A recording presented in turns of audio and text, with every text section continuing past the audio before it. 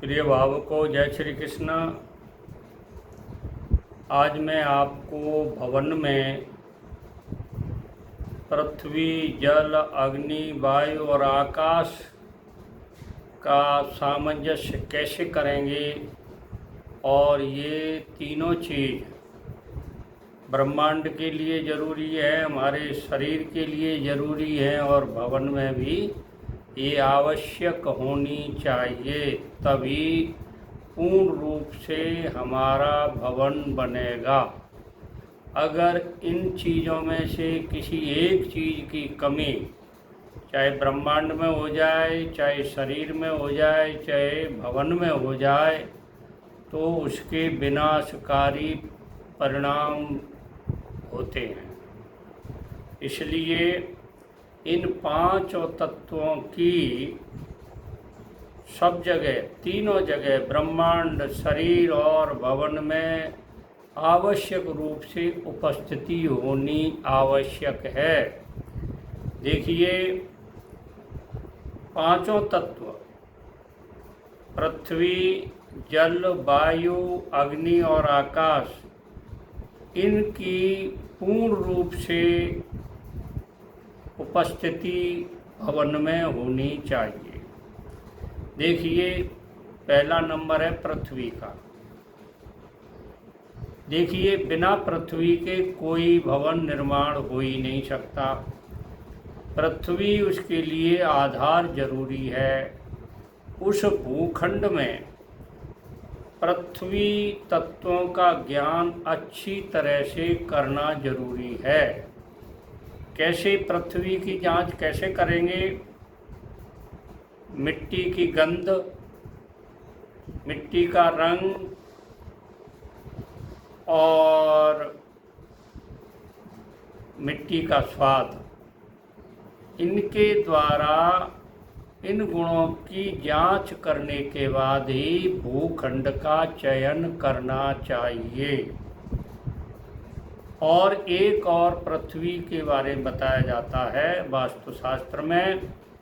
उस पृथ्वी पर जिस भूखंड को आप ले रहे हैं, उस पृथ्वी के भूखंड पर एक हाथ चौड़ा, एक हाथ लंबा, एक हाथ गहरा गड्ढा खोदकर उसको पानी से पूरा भर दें। फिर 18 कदम आगे चल के जाएं, 18 कदम वापस चल के आएं। अब देखें उस गड्ढे में कितना पानी रहता है।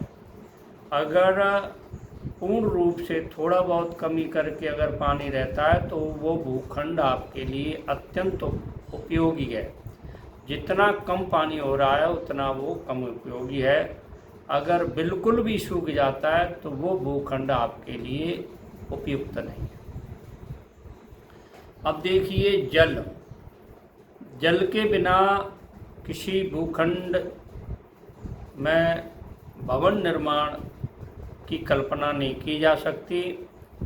जल ही जीवन है। बिन पानी सब शून। जल ही जीवन है, जल ही औषधि है। भवन निर्माण से पूर्व वहाँ जल की क्या स्थिति है? जल मीठा है, खारा है, कसैला है, उसका भी अपन को ज्ञान कर लेना चाहिए।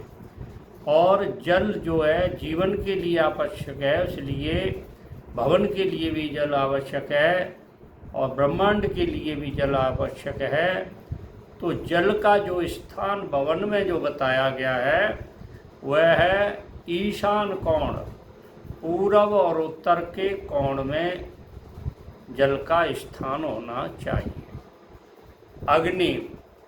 अग्नि देखिए, पूरे पृथ्वी पर अग्नि सर्वत्र व्याप्त है। प्राचीन काल में पत्थरों को घर्षण करके अग्नि पैदा की जाती थी। अग्नि हमारे जीवन में विशेष महत्व की वस्तु है। देखिए, हमारे पेट में भी अग्नि है। जब अग्नि तेज हो जाती तो भूख लगती है और अग्नि मंद हो जाती तो भूख नहीं लगती है। इसलिए शरीर में भी और भवन में भी अग्नि का महत्व है, क्योंकि जो रसोई आपकी बनाई जाएगी वो अग्नि के द्वारा ही बनाई जाएगी। तो अग्नि का स्थान अग्नि कोण में ही होना चाहिए। जैसे पूर्व और दक्षिण के कोने को अग्नि कोण कहते हैं, उसमें ही रसोई की स्थापना करनी चाहिए। और देखिए अग्नि का महत्व तो हर सब जगह है। अपन देवताओं को प्रसन्न करने के लिए हवन यज्ञ करते हैं, उसमें अग्नि का प्रयोग होता है। आराध्य देव को प्रसन्न करने के लिए दीपक जलाते हैं, उसमें अग्नि का धूप करते हैं, उसमें अग्नि का प्रयोग होता है। इसलिए रसोई जो है हमारे पेट की अग्नि को शांत करने के लिए वो सामग्री तैयार की जाती है। अब देखिए वायु।